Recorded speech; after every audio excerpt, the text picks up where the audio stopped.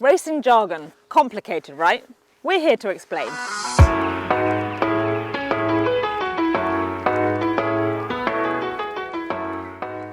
Now, often I'm asked, what is a handicap? How does it work? And how do jockeys work out what weights they carry?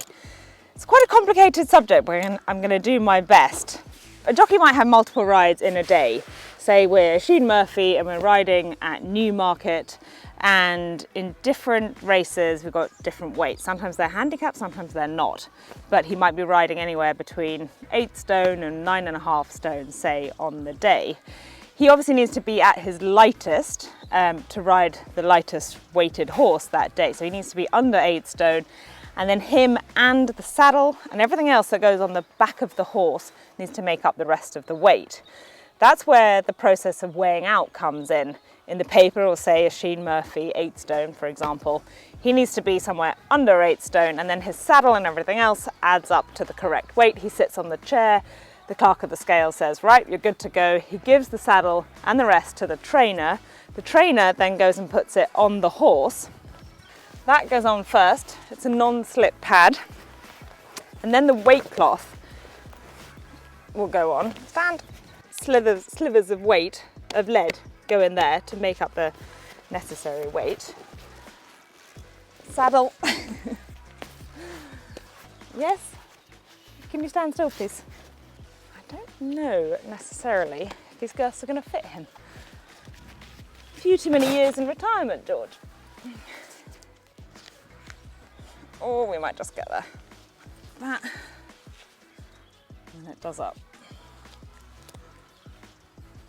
Like that.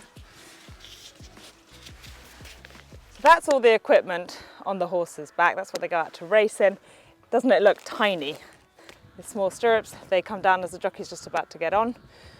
And this all then, after the race, has to come back for when the jockey weighs in. So they have to make sure that them and the saddle, etc., adds up to the weight that they were when they weighed out. That's to try and make sure there's been no wrongdoing, because if a jockey goes out with, say, a stone of lead in his saddle, comes back with half a stone and has won the race, he's had an unfair advantage.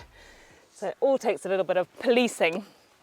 There's also the bigger question of how horses' weights get allocated in a handicap. Essentially, the best horse in the race, the horse with the highest rating, you'll hear Matt Chapman often talking about ratings, gets given the most amount of weight, and then progressively lower as the ratings decrease, the amount of weight on the horse's back decreases. So best horse in the race has got the most weight, worst horse in the race has got the least weight. So essentially, it should even them all up and they should finish all together over the winning post. Doesn't always happen like that, which is why you always want to try and find the horse with a bit of weight in hand, or progressing past the handicap, are those kind of words that we might be using. And that is pretty much that.